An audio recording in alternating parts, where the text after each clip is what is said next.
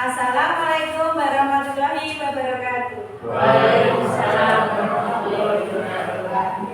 Alhamdulillah, puji syukur kita panjatkan kepada Allah atas karunia nikmat yang telah diberikan kepada kita semua, sehingga kita dapat berkumpul dalam sosialisasi budaya positif di siang hari ini. Saya mengucapkan terima kasih atas kehadiran Bapak Ibu yang sudah meluangkan waktunya untuk menghadiri sosialisasi budaya positif ini. Saya akan melanjutkan materi yang sudah disampaikan rekan saya, yaitu tentang budaya positif. Yang tadi sudah disampaikan, yaitu disiplin positif dan nilai-nilai kebajikan universal, kemudian teori motivasi, hukuman dan penghargaan restitusi. Yang ketiga, keyakinan kelas. Saya akan melanjutkan materi berikutnya, yaitu tentang kebutuhan dasar manusia dan dunia berkualitas, kemudian restitusi, 5 posisi kontrol, dan yang terakhir restitusi segitiga restitusi. Baiklah Bapak Ibu, kita masuk ke slide berikutnya, yaitu pembelajaran 4 tentang kebutuhan dasar manusia dan dunia berkualitas, di mana kebutuhan dasar manusia itu ada 5. 1. Bertahan hidup. 2. Kasih sayang dan rasa diterima. 3. Kesenangan. 4. Penguasaan. Dan yang kelima, kebebasan. Kita kupas bersama-sama dari 5 kebutuhan dasar pokok tadi apa saja. Yang pertama adalah kebutuhan bertahan hidup. Kebutuhan bertahan hidup atau survival adalah kebutuhan yang bersifat fisiologis untuk bertahan hidup. Misalnya makanan, pakaian, istirahat, tempat berlindung, keamanan, dan kesehatan. Secara sederhana itu dapat dipenuhi dengan makan, tidur, olahraga, memberikan perlindungan. Nah, untuk kebutuhan bertahan hidup Bapak Ibu sudah paham ya? Sudah kita peroleh untuk setiap harinya. Kemudian untuk kebutuhan yang kedua yaitu kasih sayang dan rasa diterima atau kebutuhan untuk diterima. Kebutuhan ini termasuk kebutuhan psikologis seperti rasa diterima, dipedulikan, berbagi, bekerja sama, menjadi bagian dari suatu kelompok, dikasih, mengasihi, disayang, menyayangi. Yang utama itu ya Bapak Ibu ya, disayang dan menyayangi.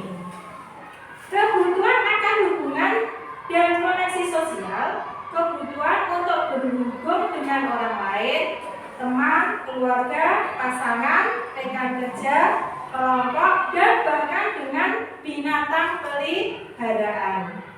Kebutuhan ini biasanya dapat dipenuhi melalui ketulusan dan kehangatan hubungan dengan keluarga, teman-teman, kelompok, klub, guru, konselor, coach. Ya. Jadi seperti kita di sekolah ini itu ada hubungan kasih sayang antara guru.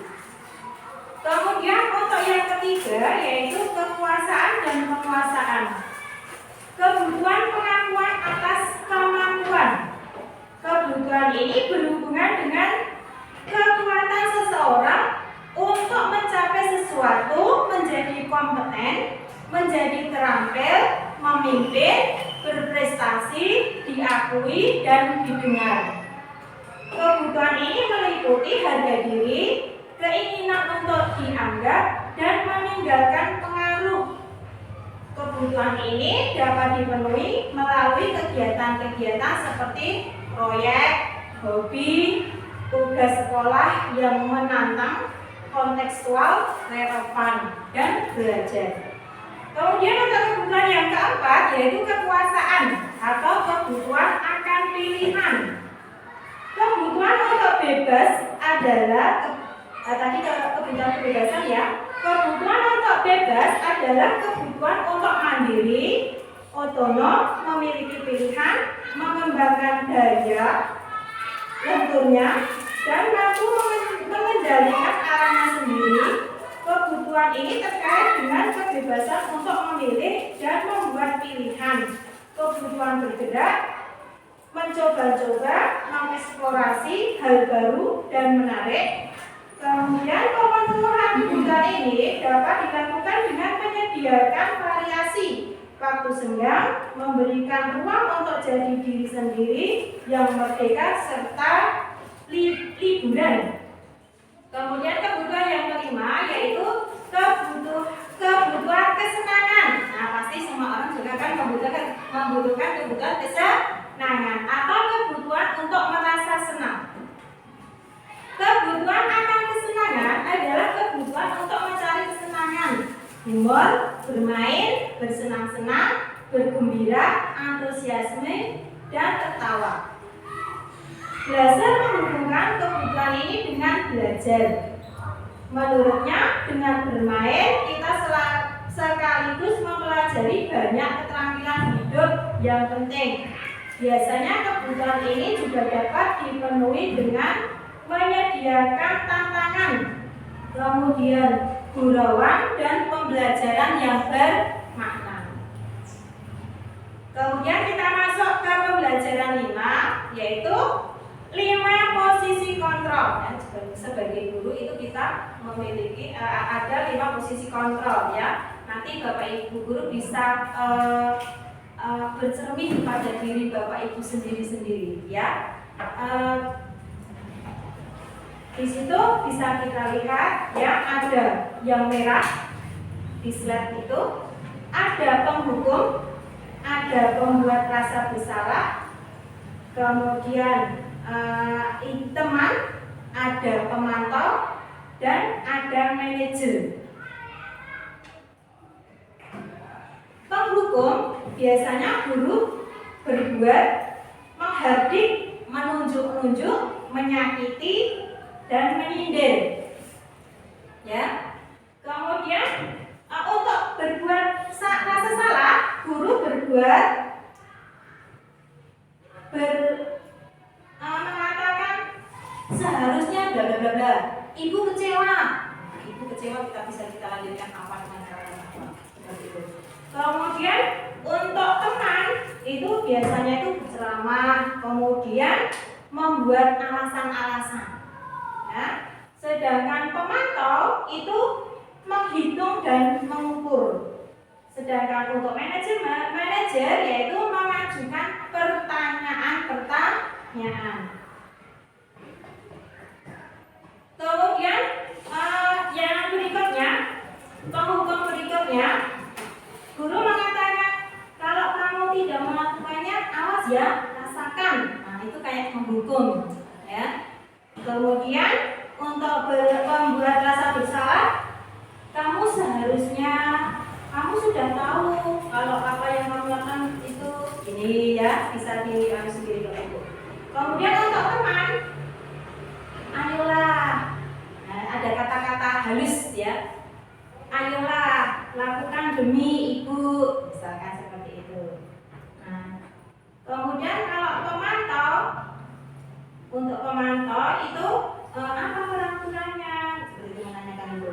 Kemudian untuk menghargai diri sendiri, apa yang diyakini. Jadi siswa itu meyakini apa.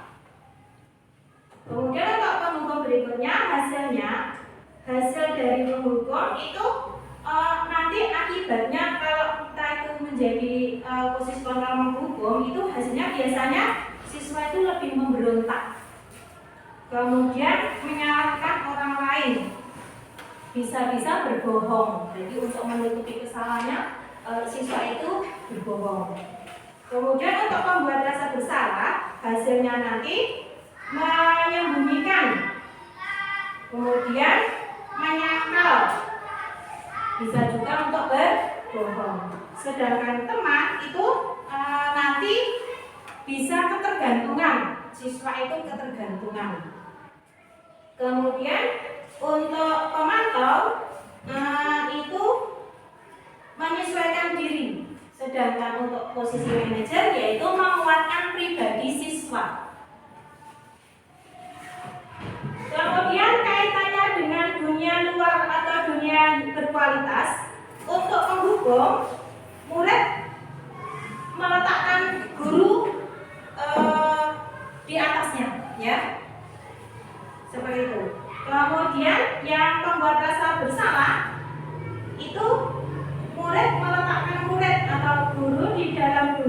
dunia pendidikan itu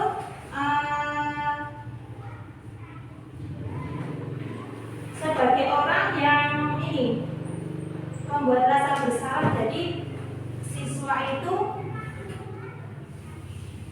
dia tumbuh di dalam dirinya merasa bersalah. Kemudian dampak dari penghukum itu mengulangi kesalahan. Kemudian membuat rasa bersalah tergantung sanksi. Ya. Kemudian teman itu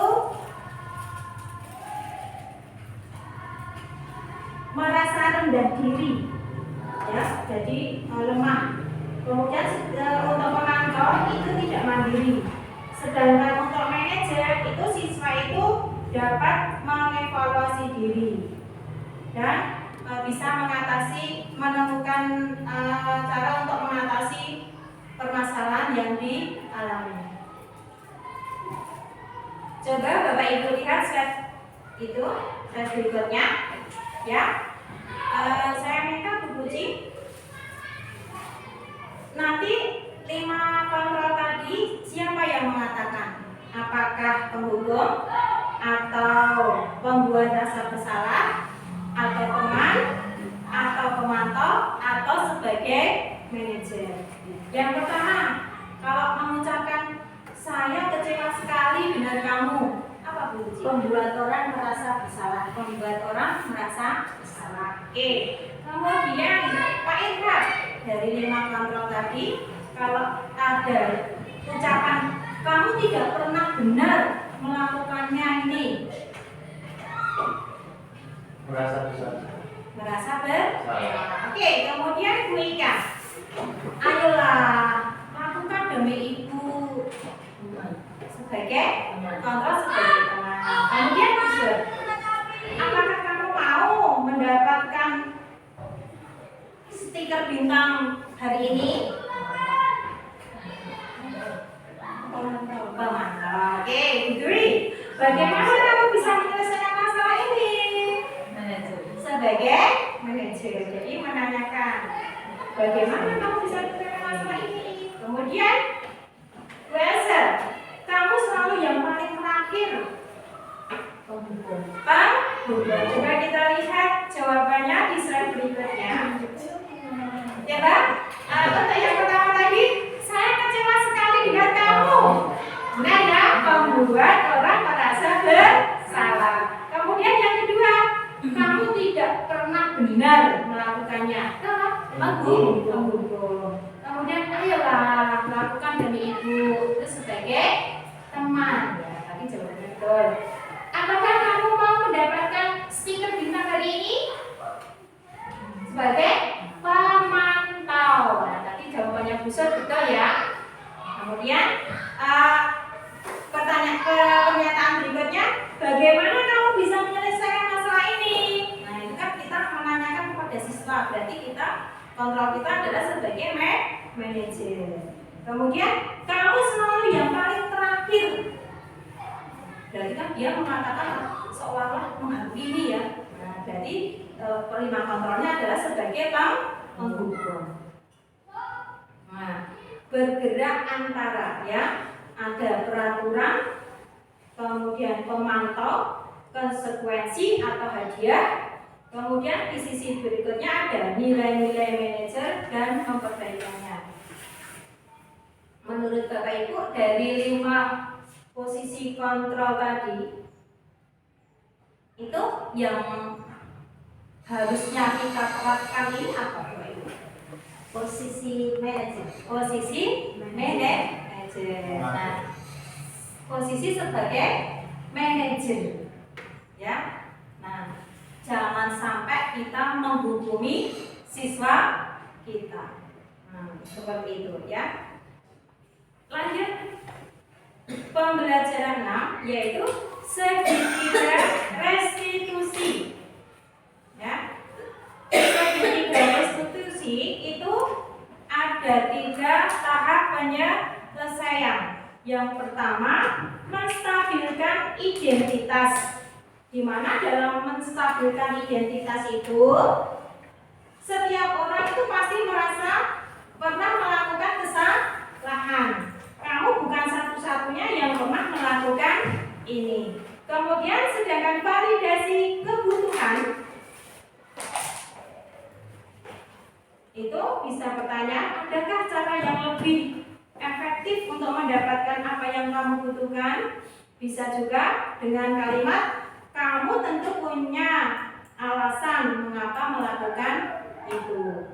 Kemudian langkah yang ketiga yaitu menanyakan keyakinan seperti yang sudah dijelaskan di awal tadi oleh teman CGP saya. Ada keyakinan kelas yang sudah dibentuk atau disusun. Itu menanyakan keyakinan, nilai-nilai apa yang salah, nilai-nilai apa yang telah kita sepakati, seperti itu. Kamu ingin menjadi orang yang seperti apa? Salah satunya itu ya, untuk menanyakan keyakinan. Nah, untuk membuat anak yang merasa gagal karena berbuat salah menjadi positif terhadap dirinya, yaitu menstabilkan identitas. Biasanya guru itu berkata, berbuat salah itu hal yang manusiawi. Tadi kan contohnya baru bulan. Ini ada contoh-contoh berikutnya. Tidak ada manusia yang sempurna. Bapak itu juga pernah berbuat salah. Kita pasti bisa menyelesaikan masalah ini. Bapak Ibu tidak tertarik untuk mencari tahu siapa yang benar, siapa yang salah. Bapak Ibu lebih tertarik untuk menyelesaikan masalah. Kemudian, kalau kamu menyalahkan dirimu sendiri terus-menerus, apakah kamu bersikap baik pada dirimu sendiri? Itu adalah perkataan dalam menstabilkan identitas, contohnya. Kemudian yang validasi kebutuhan itu tujuannya membantu murid mengenali basic need atau kebutuhan dasar yang ingin dipenuhinya ketika melakukan kesalahan itu. Pada dasarnya setiap tindakan manusia tujuannya adalah memenuhi kebutuhan dasar.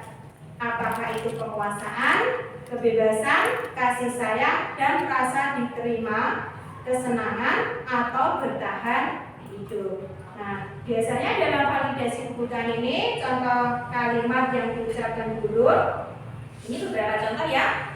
Kamu bisa saja kan melakukan hal yang lebih buruk, tapi kamu tidak melakukannya kan? Itu yang pertama. Contoh yang kedua, kamu pasti punya alasan mengapa melakukannya. Yang ketiga, apa yang penting bagi kamu? Kemudian yang keempat, kamu boleh tetap berusaha menjaga sikap itu, tapi tambahkan sikap yang lain yang baru. Kemudian kalimat yang berikutnya, maukah kamu belajar cara lain untuk mendapat yang kamu butuhkan tanpa harus memukul? Contoh kalimat berikutnya, apakah kamu bisa melakukan dengan lebih baik besok lagi? Itu untuk contoh validasi kesalahan. Kemudian yang berikutnya, menanyakan keyakinan. Ya, anak melihat kesalahannya dihubungkan dengan norma sosial dan nilai-nilai yang mendasari manusia berinteraksi dengan orang lain. Nah, contoh kata yang diucapkan, apa nilai yang kita percaya di kelas atau sekolah kita? Nilai-nilai universal apa yang telah kita sepakati? Kelas yang ideal itu seperti apa sih? Kamu ingin jadi anak seperti apa? Apa yang kamu rasakan? Ketika kamu melakukan itu, kamu menjadi orang yang seperti apa? Itu contoh dari menanyakan keyakinan. Kemudian slide berikutnya, intervensi 30 detik. Intervensi ini bisa membantu murid kembali ke tujuan semula dengan cukup singkat dan non-konfrontatif. Pertanyaan-pertanyaan yang diajukan biasanya dikemukakan oleh pemantau dan manajer. Nah, contoh pertanyaan-pertanyaannya bisa seperti ini, Bapak Ibu. Apakah kamu ingin berbuat lebih baik? Apa Apakah saat ini kamu sedang menjadi orang yang sedang kamu inginkan? Apakah kamu bisa mengubah kegiatan atau perilaku kamu saat ini menjadi sikap yang lebih membantu? Apakah wajar membuat kesalahan? Bisakah kita memperbaikinya? Apa yang kamu lakukan saat ini sesuai? Kapan kamu siap untuk mulai? Peraturannya apa? Bisa juga pertanyaannya, sepertinya kamu punya masalah. Saya bisa bantu apa? Kemudian, saat ini kamu seharusnya berbuat apa? Pertanyaan berikutnya, apa yang bisa saya bantu agar kamu bisa melakukannya? Apakah saya bisa bantu kamu agar dapat segera mulai? Apakah tugas kamu saat ini? Bagaimana kamu ingin diperlakukan pada kegiatan ini? Bisakah kamu melakukannya? Apa yang kamu inginkan? Peraturannya apa? Nah, itu intervensi 30D seperti itu.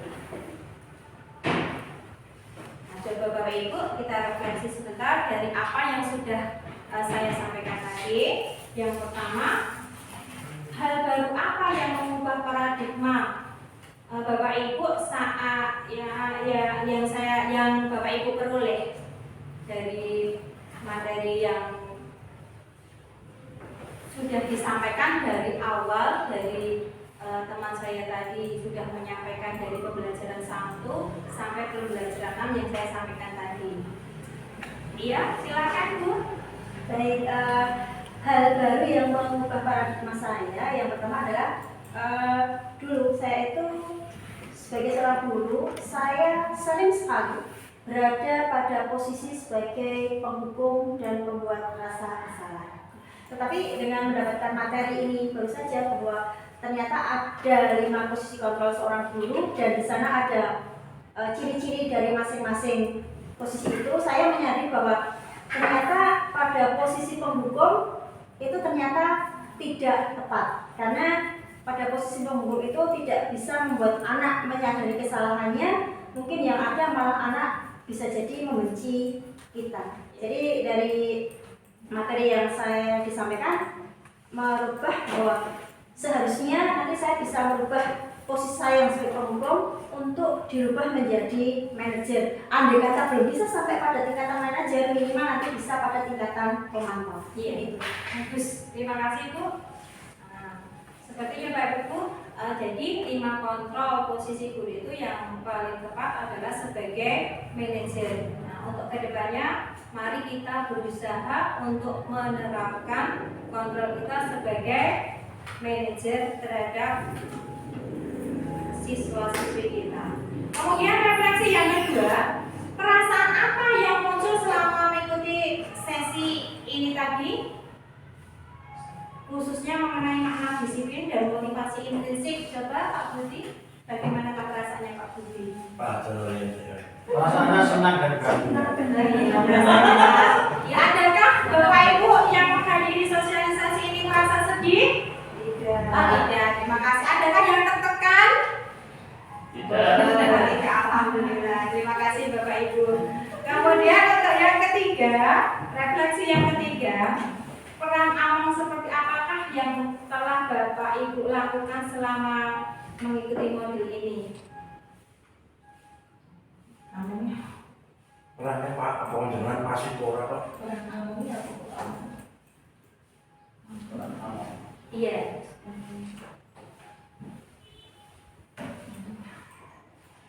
Jadi peran Among itu kan artinya menuntun, jadi peran-peran yang menuntun.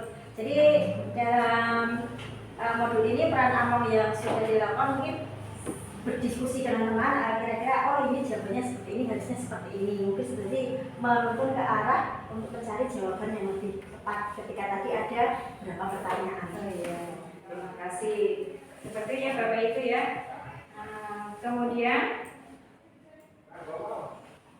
ke penerapan budaya positif segitiga restitusi. Sebenarnya ini saya sudah menyiapkan sebuah video yang memuat tentang penerapan budaya positif, yaitu tentang penyelesaian segitiga restitusi. Dikarenakan mati lampu dan tidak bisa menampilkan videonya, maka Bapak Ibu bisa mendengarkannya.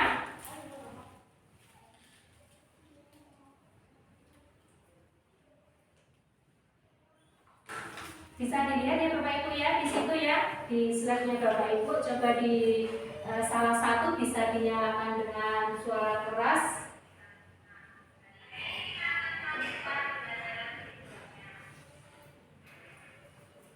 Coba lebih keras lagi, bisa Kak?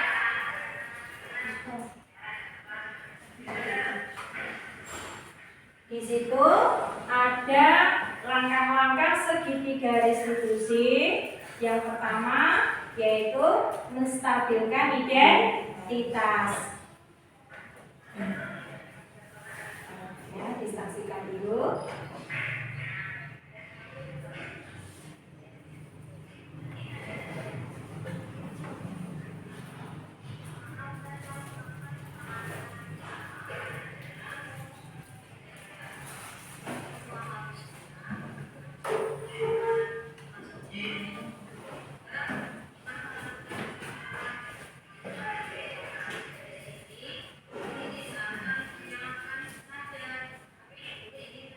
Kemudian ada validasi kesalahan.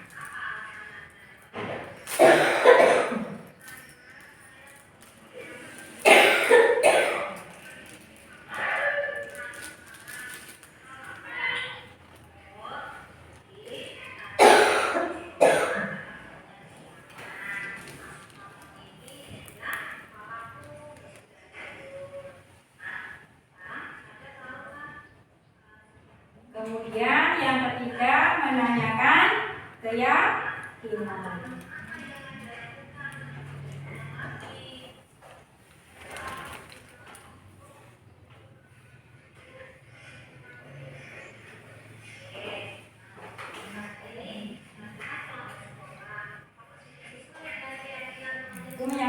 menanyakan keyakinan terus ya.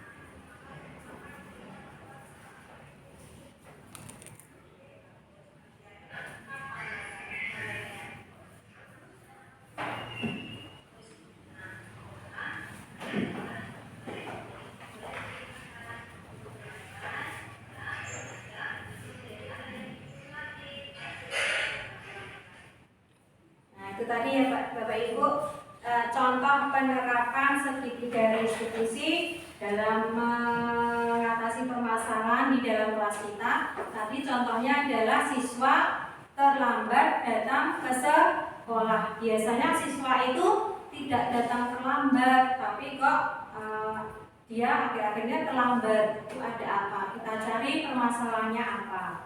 Nah, mungkin ada pertanyaan dari Bapak Ibu? Adakah?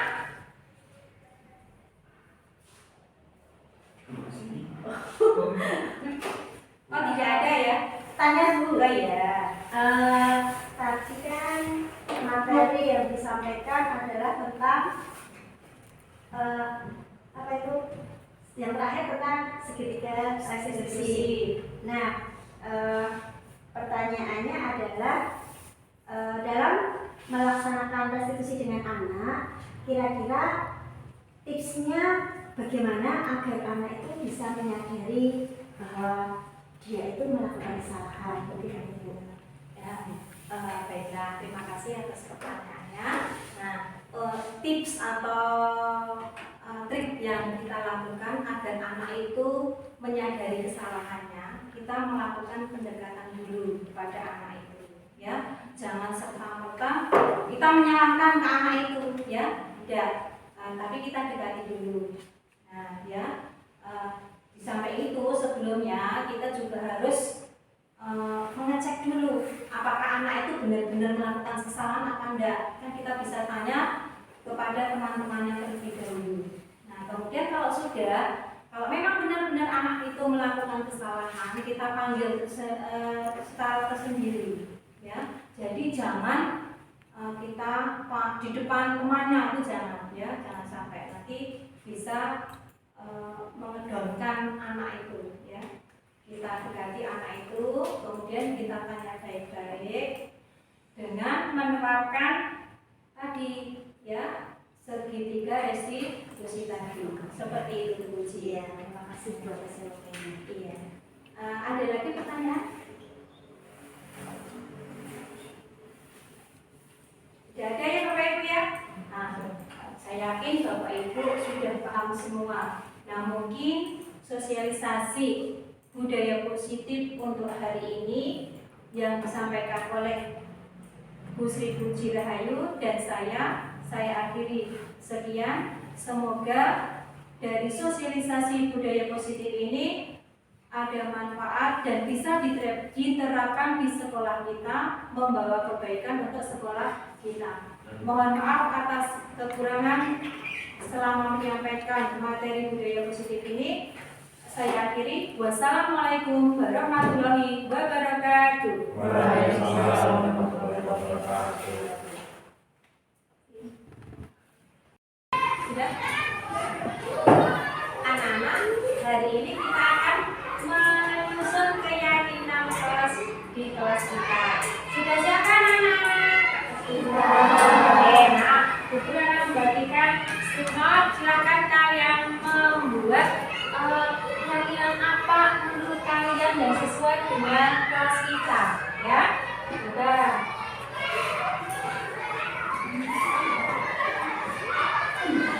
Dibagi kegiatan. Nah, boleh warnanya bebas. Enggak, kamu aja.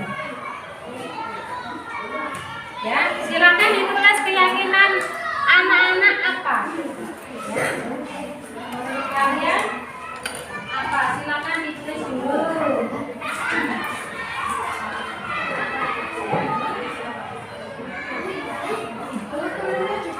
Ya, yang besar ya gitu.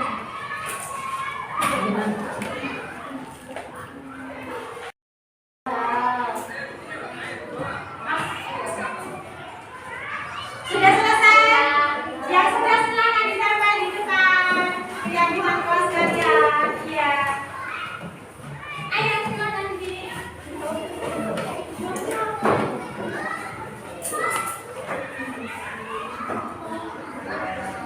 Ya Allah sudah.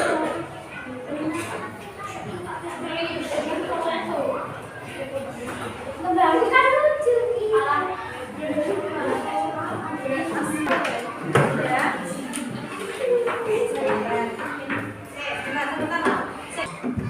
Ayo Nanda silakan di depan. Bantu Bu Guru. Nah, silakan Anda tulis nanti kesepakatan keyakinan kelas yang teman-teman kamu tulis ya. Yang pertama coba anak-anak. Ya. Membuang sampah pada tempatnya. Kemudian bekerja kelompok dengan baik. Memakai seragam. Tidak memakai perhiasan. Mengerjakan pikir. Harus memakai sepatu hitam. Kemudian berdoa sebelum dan sesudah pembelajaran. Gotong royong membersihkan sekolah, tidak memilih teman. Berbicara sopan. Nah, sekarang kalau berdoa sebelum dan sesudah pembelajaran berarti maksudnya kemana anak-anak? Religius. Ada religius. Nah, religius. Kalau datang tepat waktu berarti menunjukkan apa?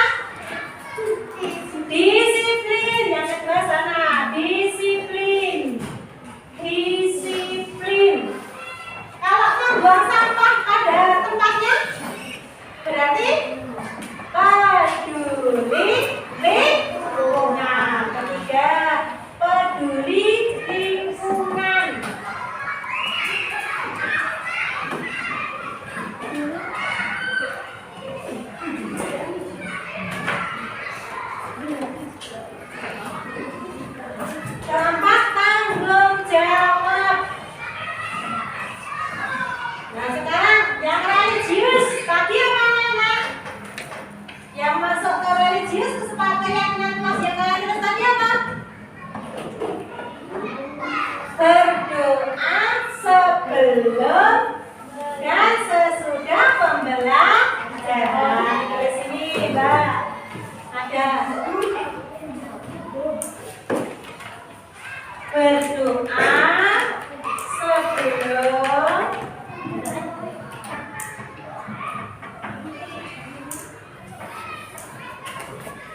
dan sesudah pembelajaran.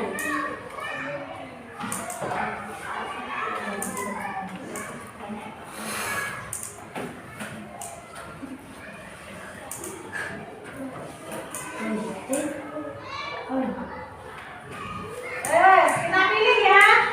Memakai seragam. Berarti maksudnya kemana anak-anak kalau memakai seragam? Disiplin. Satu-satu ya. Bekerja kelompok dengan baik. Ajaknya apa? Bekerja kelompok dengan baik. Apa? Tanggung jawab, benar. Yes, tidak memakai perhiasan. Tidak memakai perhiasan maksudnya mana? Disiplin.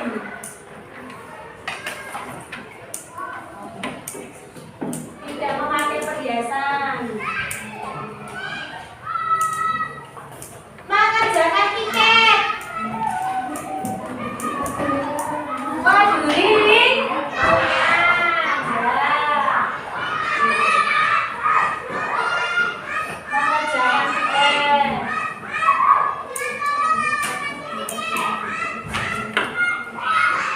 mengerjakan tugas tepat waktu. Apa? Iya, pintar, disiplin. Mengerjakan tugas tepat waktu.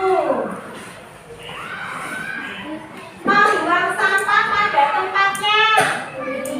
Nah, membuang sampah pada tempatnya. Peduli lingkungan.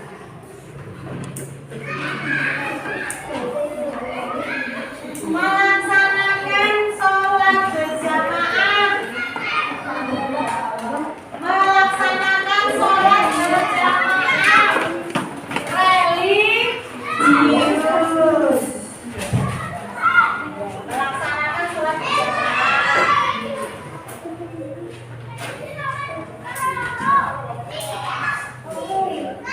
Gotong royong membersihkan sekolahan. Anak-anak gotong royong membersihkan sekolahan. Termasuk mana? Religius, disiplin, peduli lingkungan atau tanggung jawab? Peduli lingkungan.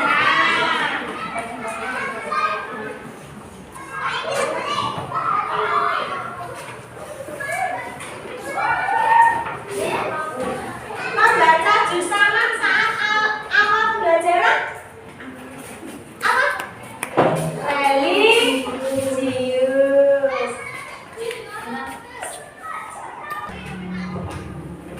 Tidak menyontek saat ulangan.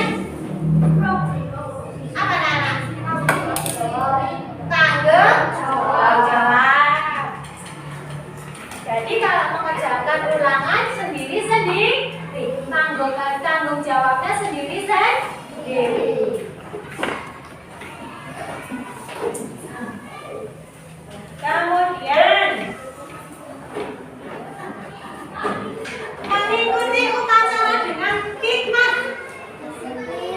Mengikuti upacara dengan hikmat. Disiplin. Mengikuti upacara dengan hikmat.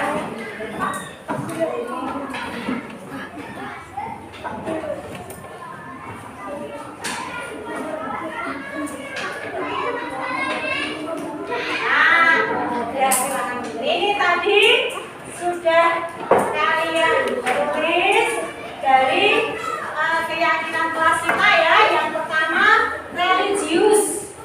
Nilai religiusnya yaitu berdoa sebelum dan sesudah pembelajaran, melaksanakan sholat berjamaah, membaca juz sama. Yang kedua disiplin.